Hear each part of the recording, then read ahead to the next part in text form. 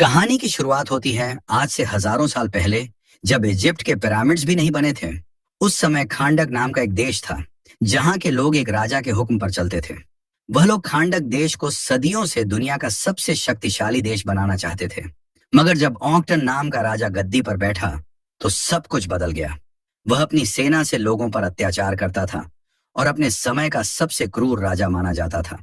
असल में ऑक्टन काले जादू का ज्ञानी था, और अब उसका मकसद था सबक नाम का एक ताज बनाना, जिसे हासिल करने के बाद उसे कोई नहीं हरा पाएगा। मगर इस ताज को बनाने के लिए उसे एडर्नियम नाम के एक पत्थर की जरूरत थी। यह जादुई शक्तियों वाला एक अनोखा पत्थर था, जो सिर्फ खांडक देश में पाया जाता था। अब उसने अपनी ही प्रजा के लोगों को जबरदस्ती एडर्नियम की खुदाई के काम पर लगा दिया। जब भी किसी गुलाम को पत्थर का कोई हिस्सा मिलता, तो वह तुरंत दौड़कर उसे वॉचमैन के हवाले कर देता और बदले में अपना इनाम पा लेता। मगर कभी कभी रास्ते में ही बाकी गुलाम पत्थर छीनने के लिए उस गुलाम पर टूट पड़ते। अब जाओ नाम के गुलाम को देखते हैं, जिसका पत्थर सभी छीनने की कोशिश कर रहे थे। तभी हारू नाम का लड़का उसे बचाने आया और उसे सही सलामत एक फौजी के पास लेकर गया। मगर जब जाओ ने इसके बदले में इनाम मांगा, तो अचानक उस फौजी ने जाओ के पेट में चाकू घोंपकर उसे पहाड़ी से नीचे फेंक दिया। इतना खतरनाक मंजर देखकर हारू की रूह कांप गई और उसके पिता उसे वहां से खींचकर दूर ले गए। हारू हमेशा से अपने लोगों को इस गुलामी की जिंदगी से आजादी दिलाना चाहता था, पर उसके पिता टेथिस की तरह बगावत करने वाले सभी लोग कब्रिस्तान में दफन पड़े थे। खैर, हारू ने फिर भी पूरे देश को इकट्ठा करके क्रूर राजा को हराने का फैसला कर लिया था। अचानक उसने दौड़कर उस फौजी के हाथ से एडरनियम पत्थर चुरा लिया और अपने हाथों से आजादी का निशान बनाकर प्रजा के दिल में आजादी की चिंगारी जला दी। राजा ऑक्टन यह अच्छे से जानता था कि यह छोटी सी चिंगारी जल्द ही जबरदस्त आग का रूप ले सकती है। इसलिए उसने हारू को पूरी प्रजा के सामने फांसी देने का हुक्म दिया। वह अपने आखिरी समय में भी आजादी का नारा लगाता रहा। जैसे ही उसका सिर शरीर से अलग होने वाला था, अचानक एक चमत्कार हुआ। असल में धरती के जादुई रक्षकों ने उसे शांति लाने के लिए चुना था। इसलिए उन्होंने हारू को प्राचीन देवताओं की शक्तियां दी, जिससे वह बहुत ताकतवर बन गया। लेकिन तब तक ऑक्टन ने सबक ताज बना लिया था। हारू ने अपनी नई शक्तियों के साथ ऑक्टन के महल में जाकर उसे चुनौती दी। इस पर ऑक्टन ने अपने ताज की खतरनाक शक्तियों का इस्तेमाल किया। दोनों के बीच भीषण लड़ाई हुई, जिसमें पूरा महल ढह गया। अंत में हारू की जीत हुई, लेकिन ऑक्टन ने सबक ताज को छुपा दिया ताकि यह कभी किसी के हाथ न लगे। उस दिन के बाद से कोई भी हारू को फिर से नहीं देख सका। लेकिन एक पुरानी कहानी के मुताबिक जब खांडक के लोग फिर से संघर्ष करेंगे, तब वह लौटेगा और उन्हें आजादी दिलवाएगा। अब सीन बदलता है और हम आज के खांडक देश में आते हैं, जो आतंकवादियों के कब्जे में है। इंटर गैंग नामक आतंकवादी संगठन ने खांडक पर पूरी तरह से कब्जा कर लिया था। लोग शहर से बाहर जाने के लिए सरहद पर तैनात गार्ड्स को कागज दिखाते थे। एक दिन एक वैन की तलाशी हो रही थी और इस दौरान 14 साल का लड़का एमन अपने स्केटबोर्ड पर चुपके से सरहद पार करने की कोशिश करता है। लेकिन एक गार्ड ने उसे पकड़ लिया। गार्ड ने उसे तलाशी के लिए लाइन में खड़ा होने को कहा, लेकिन एमन ने उसे बुरा भला कह दिया। फिर गार्ड ने करीम नाम के आदमी को वैन लेकर निकलने को कहा। तभी गार्ड ने अपनी कलाई देखी और उसे एड्रियाना नाम की भगोड़ी की तस्वीर दिखाई। हम देखते हैं कि एड्रियाना वैन में छिपी हुई थी और एमन गाड़ी की खिड़की के साथ दौड़ रहा था। असल में एमन एड्रियाना का बेटा था और वह अपनी माँ के साथ सबक ताज ढूंढने का मिशन पूरा करने की कोशिश कर रहा था। लेकिन उसकी माँ ने उसे समझाकर वापस घर भेज दिया। इसके बाद वे सभी नक्शे के अनुसार एक पहाड़ तक पहुंचे, जहां कहा जाता था कि सबक ताज छुपा हुआ था। तभी एड्रियाना ने अपनी दादी द्वारा दिया गया एक पेंडेंट देखा, जो एडरनियम पत्थर से बना था। समीर ने कहा कि अगर वे इस पेंडेंट को चोर बाजार में बेचें, तो बहुत अच्छा पैसा मिल सकता है। लेकिन यह उनके परिवार का एक पुराना और अहम पेंडेंट था, जो सदियों से उनके परिवार में था। इसलिए एड्रियाना को इसकी बहुत अहमियत थी। फिर करीम, जो एड्रियाना का भाई था, कहने लगा कि यह पेंडेंट उसे विरासत में मिला था और वह यह नहीं छोड़ सकता। खैर, पहाड़ पर पहुंचने के बाद तीनों ने ताज की खोज शुरू कर दी और करीम गाड़ी में रहकर पहाड़ की रखवाली करने लगा। जैसे ही वे पहाड़ में घुसे, अचानक इस्माइल गायब हो गया और समीर उसे ढूंढने निकल पड़ा। वहीं बाहर करीम अपनी गाड़ी में बैठकर गाने सुन रहा था कि अचानक उसने समीर को पहाड़ से नीचे गिरते हुए देखा। करीम तुरंत उसकी मदद के लिए दौड़ा, लेकिन अचानक कई फौजियों ने उसे चारों ओर से घेर लिया। इसी दौरान पहाड़ के अंदर इस्माइल अचानक एड्रियाना के सामने आ गया, जिससे वह डर गई। एड्रियाना ने पूछा कि समीर कहाँ है, तो इस्माइल ने जवाब दिया कि वह थोड़ी ठंडी हवा खाने गया था। खैर, जल्द ही दोनों एडम की मजार तक पहुंचे और वहीं के पास सबक ताज था। एड्रियाना ने दो बड़ी चट्टानों के बीच कूदकर ताज को हासिल कर लिया, लेकिन उसी समय करीम को पकड़ने वाले फौजी अंदर आ गए और उन्होंने इस्माइल को गिरफ्तार कर लिया। इस्माइल ने चिल्लाकर एड्रियाना से भाग जाने को कहा, लेकिन फौजियों के लीडर ने करीम पर बंदूक तान दी। अब अपने भाई की जान बचाने के लिए एड्रियाना ने खुद को फौजियों के हवाले करने का फैसला किया। उसने एडम की मजार पर सिर झुकाकर एक खास मंत्र बोला, जिसके बाद अचानक वहां तेज रोशनी का उजाला हुआ और एक रहस्यमयी आदमी उनके सामने प्रकट हुआ। उसने एक फौजी को अपनी शक्ति से उठाकर उसे बिजली के झटके देकर मार डाला। उस समय बाकी फौजियों ने उस पर गोलियों से हमला किया और एड्रियाना ने इस मौके का फायदा उठाकर करीम के साथ भाग निकली। उधर फौजी अपनी बंदूकों से उस रहस्यमयी योद्धा को कुछ नहीं कर पाए। फिर उस योद्धा ने अपनी हाइपर स्पीड शक्ति से इन फौजियों को जल्दी से हटा दिया।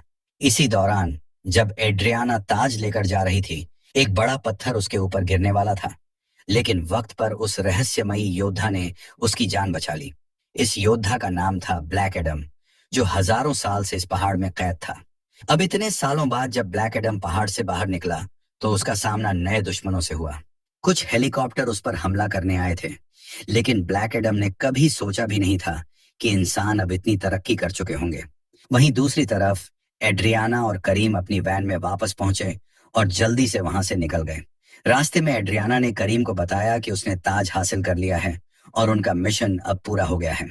उधर ब्लैक एडम और दुश्मनों के बीच भीषण लड़ाई शुरू हो चुकी थी। ब्लैक एडम ने दो हेलीकॉप्टरों को हवा में आपस में टकरा दिया, जिससे वहां जबरदस्त आग लग गई। कुछ ही देर में फौजियों से भरी सैकड़ों गाड़ियां वहां आ गईं, लेकिन ब्लैक एडम ने एक ही जगह खड़े रहकर अपनी ताकत से सभी को खत्म कर दिया। आखिरकार जब सब तबाह हो गया, तब ब्लैक एडम एड्रियाना की वैन के सामने आ गया, लेकिन तभी एक आखिरी फौजी ने उस पर बम फेंका। इतना बड़ा धमाका भी ब्लैक एडम को कोई नुकसान नहीं पहुंचा सका। फिर ब्लैक एडम ने उस आखिरी फौजी को भी मार दिया, लेकिन अब वह थोड़ा घायल हो चुका था और वहां से चल दिया। करीम ने राहत की सांस ली और बोला, चलो अब गया पहलवान। मगर तभी अचानक ब्लैक एडम जख्मों के चलते फिर से जमीन पर गिर गया। उधर इस्माइल अभी भी पहाड़ के अंदर था। तभी उसे एक फोन आया, जो उसके आतंकवादी ग्रुप के एक सदस्य का था। असल में इस्माइल एक गुप्त एजेंट था जो एड्रियाना के जरिए ताज को चुराना चाहता था, लेकिन इस बार उसका प्लान फेल हो गया था। अब उसे ताज को एड्रियाना से छीनना था। इसी बीच जैसे ही हॉकमैन नाम के सुपर हीरो को यह खबर मिली कि ब्लैक एडम फिर से जिंदा हो गया है, उसने अपनी टीम को तुरंत एक्टिव कर दिया। इस टीम में शामिल थे एक लड़की साइक्लोन, जो हवा को कंट्रोल कर सकती थी, एक लड़का एटम स्मैशर, जो अपने शरीर का साइज बदल सकता था, और सबसे ताकतवर डॉक्टर फेट, जो जादू में माहिर था। अब ये सभी हॉकमैन के बुलावे पर अमेरिका में उसके घर पहुंचे। उन्हें बताया गया कि उन्हें एक इंटरनेशनल मिशन पर जाना है। हॉकमैन चाहता था कि ये सभी खांडक जाकर ब्लैक एडम को पकड़कर वापस लाएं। इनकी टीम का नाम था जस्टिस सोसाइटी, और वे सब एक खास सुपरशिप में बैठकर रवाना हो गए। हॉकमैन ने बताया कि ये शिप एक ऐसे मेटल से बनी है जिसे कोई नष्ट नहीं कर सकता। कुछ घंटे बाद ब्लैक एडम की आंख खुलती है और वह खुद को एमन के कमरे में पाता है। ब्लैक एडम जब बिस्तर से उठा तो उसने अपनी ताकत से अपनी सारी चोटें ठीक कर ली। अब उसे पता चला कि उसे पहाड़ में बंद हुए 5000 साल बीत चुके हैं। वहीं लिविंग रूम में एड्रियाना उस कीमती ताज की जांच कर रही थी। तभी उसकी नजर ताज के अंदर लिखे शब्दों पर पड़ी। उसमें लिखा था, जिंदगी ही मौत की राह है। उधर एमन ने अपने कमरे में ब्लैक एडम से कहा कि उसके जाने के बाद खांडक शहर पर विदेशी ताकतों ने कब्जा कर लिया था। यहाँ के लोगों को गुलाम बना दिया गया, लेकिन खांडक के लोगों को पूरा विश्वास था कि एक दिन उनका रक्षक जरूर लौटेगा।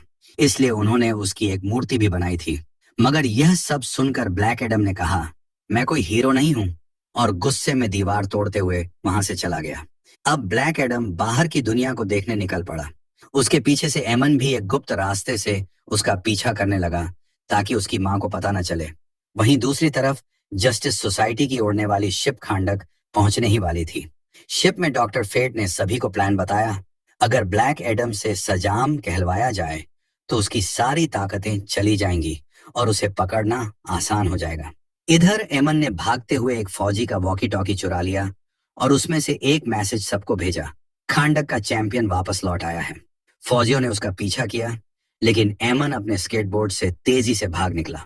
उसने दोनों हाथों से एक तिकोना निशान बनाकर ब्लैक एडम को संकेत देने की कोशिश की, लेकिन थोड़ी ही देर में फौजियों ने उसे पकड़ लिया। एड्रियाना उसे छुड़ाने आई और गार्ड से बहस करके एमन को आजाद करवा लिया, मगर जल्द ही उन्हें पता चल गया कि एड्रियाना भी एक वांटेड है। तभी अचानक ब्लैक एडम वहां आ गया और सबको बचा लिया। एक गार्ड ने उसके सिर पर लोहे की छड़ मारी तो ब्लैक एडम ने उसे उठाकर बहुत दूर फेंक दिया। फिर बाकी फौजियों ने उस पर गोलियां चला दी, मगर उसने सबको एक एक करके खत्म कर दिया। जैसे ही वह दो दुश्मनों को लेकर उड़ रहा था, जस्टिस सोसाइटी की शिप सामने आ गई। ब्लैक एडम ने फौजियों को ऊपर से नीचे फेंका। तभी हॉकमैन शिप से कूद गया, अपने सूट को चालू किया और हवा में ही दोनों को पकड़कर सुरक्षित जमीन पर उतार दिया। मगर उसकी ये बहादुरी बेकार गई, क्योंकि ब्लैक एडम ने बिजली गिराकर उन फौजियों को वहीं खत्म कर दिया। कुछ ही पलों में डॉक्टर फेट वहां आ गया और उसने ब्लैक एडम से कहा कि अब उसे शांति से उनके साथ चलना होगा। लेकिन ब्लैक एडम ने साफ कहा, जब मैं मरा था तब एक गुलाम था, अब जब वापस आया हूं तो किसी भगवान से कम नहीं। मैं अब किसी के सामने सिर नहीं झुकाऊंगा। यह सुनकर डॉक्टर फेट ने उस पर हमला कर दिया। उसने अपने दिमागी जादू से चारों ओर एक ऐसा दृश्य बना दिया जैसे ब्लैक एडम का पुराना शहर दोबारा जिंदा हो गया हो। यह सब देखकर ब्लैक एडम कुछ देर के लिए चौंक गया। तभी हॉकमैन ने मौका देखकर अचानक उस पर जोरदार वार किया। ब्लैक एडम को गुस्सा आ गया और उसने हॉकमैन को बिजली के झटके देकर ऊपर आसमान तक उड़ा दिया और हवा में ही उसे मारने लगा। लेकिन डॉक्टर फेट बीच में आया और ब्लैक एडम को जोर से जमीन पर गिरा दिया। अब बारी थी साइक्लोन और एडम स्मैश की। साइक्लोन ने अपनी ताकत से एक बहुत बड़ा हवा का बवंडर बनाया और उसमें लोहे की छड़ें उड़ाकर ब्लैक एडम को फंसाने की कोशिश की, लेकिन ब्लैक एडम उस जाल से भी बाहर निकल आया। तभी डॉक्टर फेट ने दोबारा उसे रोकने की कोशिश की। फिर साइक्लोन और हॉकमैन ने मिलकर उस पर आखिरी बार हमला किया। ब्लैक एडम अब पूरी तरह गुस्से में था। उसने अपनी सारी ताकत एक साथ निकाल दी और सबको धूल चटा दी। उसे लगा कि अब सब खत्म हो गया, मगर तभी एडम स्मैश ने अपनी भारी भरकम ताकत से एक जबरदस्त मुक्का मारा, जिससे ब्लैक एडम जमीन पर गिर पड़ा। लेकिन ब्लैक एडम फिर से खड़ा हुआ और एक ही घूंसे में एडम स्मैश को बेहोश कर दिया। इसके बाद खांडक के लोगों ने खुश होकर ब्लैक एडम के समर्थन में नारे लगाए। ब्लैक एडम वहां से चला गया। डॉक्टर फेट ने अपनी टीम से कहा, अब कोई भी ब्लैक एडम का पीछा नहीं करेगा, क्योंकि हम में से कोई भी उसे नहीं हरा सकता। फिर वो अपनी टीम के साथ एड्रियाना के पास पहुंचा, क्योंकि उसने एक सपना देखा था कि सबक ताज एड्रियाना के पास है। मगर एड्रियाना ने साफ कहा, मेरे पास कोई ताज नहीं है। उधर जब ब्लैक एडम और जस्टिस सोसाइटी की लड़ाई चल रही थी, तभी एमन ताज को चुपचाप अपने बैग में डालकर वहां से निकल गया था। बाद में एड्रियाना ने जस्टिस सोसाइटी के साथ पुराने महल में जाने का फैसला किया। यही वह जगह थी जहां कभी ब्लैक एडम रहा करता था। पुरानी कहानियों के मुताबिक करीब 5000 साल पहले ब्लैक एडम ने इसी महल से अपने लोगों को आजादी दिलाने की कोशिश की थी, लेकिन हीरोज की टीम का कहना था कि वह बदले की आग में था, आजादी दिलाने नहीं। उसी वक्त उसके गुस्से ने उसके अंदर की ताकत को काबू से बाहर कर दिया और पूरा महल तबाह हो गया। इसके बाद दुनिया के जादूगरों ने तय किया कि अब वो अपनी ताकत के लायक नहीं है और उसे एक खास मकबरे में कैद कर दिया गया। अब 5000 साल बाद एड्रियाना ने उसे फिर से आजाद किया। जब एड्रियाना ब्लैक एडम के पास पहुंची तो उसने उनकी बात सुनने का फैसला किया। दूसरी तरफ जब एमन घर लौटा तो देखा कि इस्माइल जिंदा है। उसे देखकर वो चौंक गया, लेकिन तभी इस्माइल ने उस पर बंदूक तान दी और उसकी सच्चाई सामने आ गई। वो असल में एक धोखेबाज था जो ताज चुराने आया था। इस्माइल ने एमन और उसके मामा करीम को धमकी दी कि बैग उसे दे दो वरना जान से मार देगा। लेकिन करीम को पता था कि ऐसा ताकतवर ताज इस्माइल के हाथ नहीं लगना चाहिए, इसलिए उसने उस पर हमला कर दिया और एमन से कहा कि वह ताज लेकर भाग जाए। इस लड़ाई में करीम को गोली लग गई, लेकिन एमन भागने में कामयाब हो गया। वो अपने कमरे के छुपे रास्ते से निकल गया। इधर ब्लैक एडम और जस्टिस सोसाइटी की बातचीत चल रही थी। तभी एड्रियाना को एमन का फोन आया। उसने बताया कि इंटर गैंग उसके पीछे लगी है और वह फिलहाल एक बिल्डिंग में छिपा है। एड्रियाना ने ब्लैक एडम से मदद की गुहार की। ब्लैक एडम बिना समय गंवाए वहां पहुंचा और देखा कि दुश्मनों ने एमन को पकड़ रखा है। ब्लैक एडम ने उन्हें छोड़ने को कहा, लेकिन एक दुश्मन ने एमन को ऊपर से फेंक दिया। शुक्र था कि ब्लैक एडम ने वक्त रहते उसे पकड़ लिया। अब वह बाकी दुश्मनों को खत्म करने ही वाला था कि इस्माइल ने अचानक एमन को फिर से पकड़ लिया और उसके सिर पर बंदूक रख दी। इस्माइल ने बैग लेकर पूछा कि ताज कहाँ है, लेकिन एमन कुछ नहीं बोला। तब इस्माइल ने उसे बंधक बना लिया। जब ब्लैक एडम को यह खबर मिली तो वह गुस्से से आग बबूला हो गया। इस्माइल ने एमन को एक उड़ने वाली बाइक के पीछे के डिब्बे में छिपा लिया था। वहीं से एमन ने अपनी माँ को फोन करके बताया कि वह कैद में है। यह सुनकर जस्टिस सोसाइटी भी उसकी मदद के लिए निकल पड़ी। ब्लैक एडम एक एक करके हर उड़ती मोटरसाइकिल की तलाशी ले रहा था और रास्ते में जो भी दुश्मन मिलते उन्हें खत्म करता जा रहा था। तभी हॉकमैन ने उसे रोका और कहा कि इस तरह लोगों की जान लेना ठीक नहीं। लेकिन ब्लैक एडम किसी के कहे पर चलने वाला नहीं था। आखिरकार उसने आखिरी बाइक की भी तलाशी ली और कहा कि एमन उसमें भी नहीं है। असल में यह सब एक चाल थी। इस्माइल ने अपने आदमियों को मोटरसाइकिलों पर इसलिए भेजा था ताकि ब्लैक एडम का ध्यान बढ़ जाए। वह खुद एमन को एक ट्रक में लेकर भाग चुका था। उधर डॉक्टर फेट एड्रियाना के घर पहुंचा क्योंकि उसे यकीन था कि ताज वहीं कहीं छिपा है। वहां पहुंचकर उसने देखा कि करीम जमीन पर पड़ा था और गोली लगने से बुरी तरह घायल था। उसकी हालत बहुत नाजुक लग रही थी, जैसे कि अब उसका आखिरी वक्त आ गया हो। लेकिन डॉक्टर फेट, जो भविष्य देख सकता था, उसने करीम को दिलासा दिया और कहा, तुम्हारी मौत आज नहीं होगी, जब होगी तो बिजली के झटके से होगी। यह सुनकर करीम ने राहत की सांस ली। करीम का इलाज जस्टिस सोसाइटी के शिप पर शुरू हो गया। इधर एड्रियाना ने डॉक्टर फेट को अपने घर में देखा तो हैरान रह गई। फेट ने उसे भरोसा दिलाया कि वे एमन को जरूर ढूंढ निकालेंगे। कुछ ही देर में ब्लैक एडम और हॉकमैन भी वहां पहुंच गए। वे इंटर गैंग के 2 बदमाशों को पकड़ कर लाए थे ताकि डॉक्टर फेट उनकी याददाश्त पढ़ सके। लेकिन इससे पहले कि फेट कुछ करता, ब्लैक एडम उन्हें आसमान में ले गया और उन्हें नीचे फेंकने की धमकी देकर सवाल पूछने लगा। जब उसे जवाब मिल गए तो उसने फिर भी उन्हें नीचे फेंक दिया। सौभाग्य से हॉकमैन ने उड़कर दोनों की जान बचा ली। हालांकि ब्लैक एडम अब भी उन्हें मारना चाहता था, इसलिए वह फिर से हमला करने चला। तब हॉकमैन ने उसे रोकने के लिए उस पर वार किया। दोनों की जबरदस्त लड़ाई हुई और उसमें एड्रियाना का पूरा घर बर्बाद हो गया। इसी लड़ाई के दौरान ताज ब्लैक एडम के हाथ में आ गया और तब जाकर सभी को समझ आया कि अब उन्हें एकजुट होकर काम करना होगा ताकि ताज की ताकत से एमन को बचाया जा सके। सब एक साथ मिशन पर निकल पड़े। लेकिन तभी डॉक्टर फेट को भविष्य की एक झलक दिखाई दी, जिसमें उसे दिखा कि आने वाली लड़ाई में हॉकमैन की मौत हो जाएगी। इस बात को लेकर फेट काफी गंभीर हो गया और उसने कहा, शायद अब हमें एक दूसरे को अलविदा कहने का वक्त आ गया है। थोड़ी ही देर बाद सब लोग अल हदीदिया पहाड़ों तक पहुंच गए। वहां उन्होंने ऐसा प्लान बनाया जिससे सबकी जान बचाई जा सके और एमन को सही सलामत वापस लाया जा सके। फिर जैसे ही सही वक्त आया, ब्लैक एडम ने दुश्मनों पर जोरदार हमला बोल दिया। इस लड़ाई में सैकड़ों सैनिक मारे गए।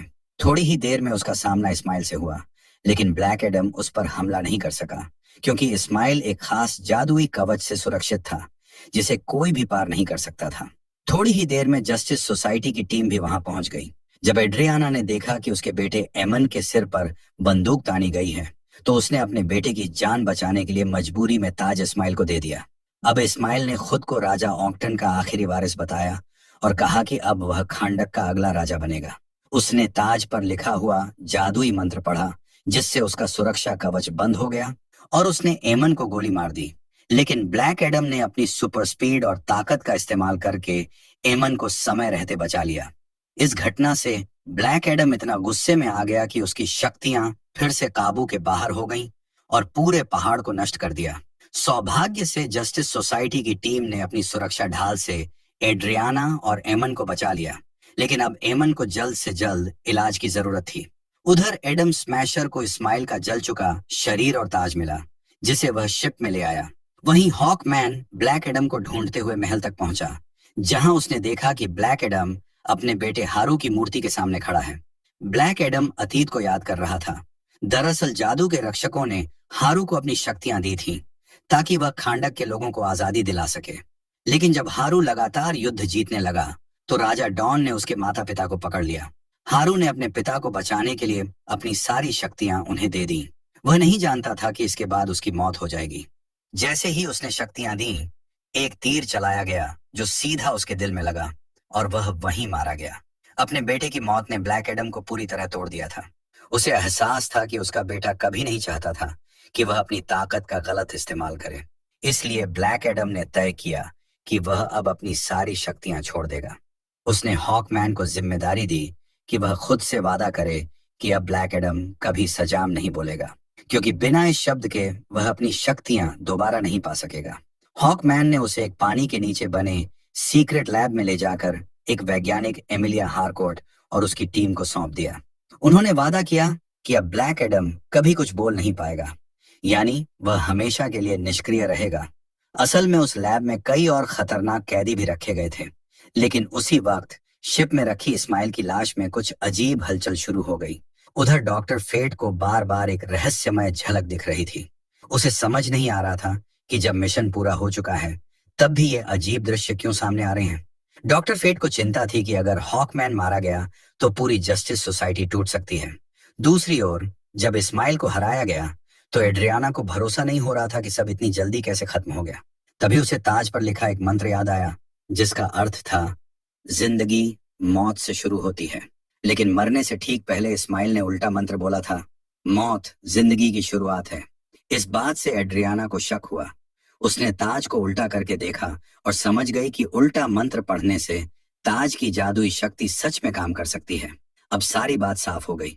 इस्माइल चाहता था कि ब्लैक एडम उसे मार दे ताकि वह फिर से जिंदा हो सके और खांडक का राजा बन जाए।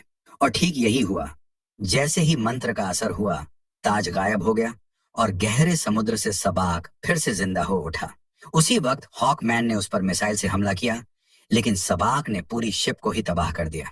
अब जस्टिस सोसाइटी ने मिलकर तय किया कि सबाक को राजा बनने से हर कीमत पर रोकना होगा, क्योंकि अगर वह गद्दी पर बैठ गया तो उसे हराना नामुमकिन हो जाएगा। टीम ने मिलकर सबाक को चोट पहुंचाई, लेकिन फिर वह पलटा और हॉकमैन पर वार किया, जिससे वो जमीन पर गिर पड़ा।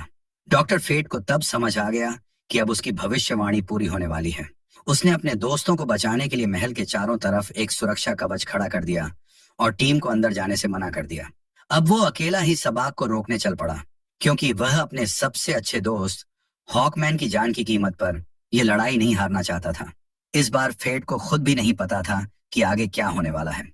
उधर हॉकमैन कवच को तोड़ने की कोशिश करता रहा, लेकिन सफल नहीं हो पाया। इधर डॉक्टर फेट ने ब्लैक एडम तक संदेश भेजा कि अब सिर्फ वही सबाक को हरा सकता है। उसने अपनी शक्ति से ब्लैक एडम को बंधनों से मुक्त किया। वहां मौजूद गार्ड्स ने उसे रोकने की कोशिश की, लेकिन ब्लैक एडम, जिसकी ताकतें अब भी उससे दूर थीं, फिर भी सभी को पछाड़कर समुद्र में कूद गया। उधर सबाक ने डॉक्टर फेट पर आखिरी घातक हमला किया, जिससे सुरक्षा कवच टूट गया। हॉकमैन दौड़कर डॉक्टर फेट को बचाने गया, लेकिन जब तक वो पहुंचा, फेट अपनी जान गंवा चुका था। अब सबाक ने ताज पहन लिया और एक भयंकर आग की लपट के बीच खांडक का नया राजा बन बैठा। जैसे ही सबाक ने ताज पहना, पाताल की शैतानी सेना बाहर निकल आई और आम लोगों पर हमला करने लगी। एड्रियाना उनका सामना करने को तैयार थी, लेकिन तभी उसका भाई करीम भी वैन लेकर वहां पहुंच गया। करीम को इन ज़ॉम्बियों से कोई डर नहीं था, क्योंकि डॉक्टर फेट ने पहले ही कहा था कि वह बिजली के झटके से मरेगा और ज़ॉम्बी तो बिजली नहीं मारते। उधर एड्रियाना के कहने पर एमन ने भी हिम्मत दिखाई और आम लोगों से लड़ाई में मदद मांगी। वहीं दूसरी ओर ब्लैक एडम गहराई से बाहर निकला और जैसे ही उसने सजाम कहा, उसकी सारी शक्तियां वापस आ गईं। सबाक ने तब हारू की मूर्ति गिरा दी, जो सीधी एमन पर गिरने वाली थी, लेकिन ठीक समय पर ब्लैक एडम आया और उसने एमन की जान बचा ली। इसके बाद ब्लैक एडम ने सीधा सबाक का सामना किया और दोनों के बीच जबरदस्त लड़ाई शुरू हो गई। शुरुआत में सबाक भारी पड़ रहा था, लेकिन तभी हॉकमैन भी मैदान में कूद पड़ा। उसने सबाक पर हमला किया, लेकिन जैसा कि डॉक्टर फेट ने देखा था, वह घायल हो गया। मगर असल में यह हॉकमैन का असली शरीर नहीं था। उसने डॉक्टर फेट के हेलमेट की मदद से अपनी कई नकली कॉपियां बना ली थी, जो सबाक को चारों तरफ से घेर कर हमला कर रही थी। इधर ब्लैक एडम ने अपनी ताकत का पूरा इस्तेमाल करते हुए सबाक के शरीर को दो हिस्सों में चीर दिया। जैसे ही सबाक मरा, पाताल से आए सभी ज़ॉम्बी भी गायब हो गए। अब आम लोग जीत के नारे लगाने लगे और जश्न मनाने लगे। हालांकि पहले हॉकमैन और ब्लैक एडम में मतभेद थे, लेकिन अब दोनों ने दोस्ती का हाथ बढ़ाया। डॉक्टर फेट का हेलमेट, जिसने भविष्य बदलने में मदद की, अब अपना काम पूरा करके अपने आप गायब हो गया। जस्टिस सोसाइटी ने अब ब्लैक एडम को पकड़ने का इरादा छोड़ दिया, क्योंकि उसने दुनिया को बचाया था। टीम अमेरिका लौट गई और ब्लैक एडम वापस खांडक गया। वहां के लोगों ने उसे राजा बनने को कहा, लेकिन ब्लैक एडम ने सिंहासन तोड़ दिया और कहा, मैं राजा नहीं, रक्षक बनकर रहूंगा। अब ये देश हमेशा के लिए आजाद रहेगा। और इसी के साथ ये मूवी खत्म हो जाती है।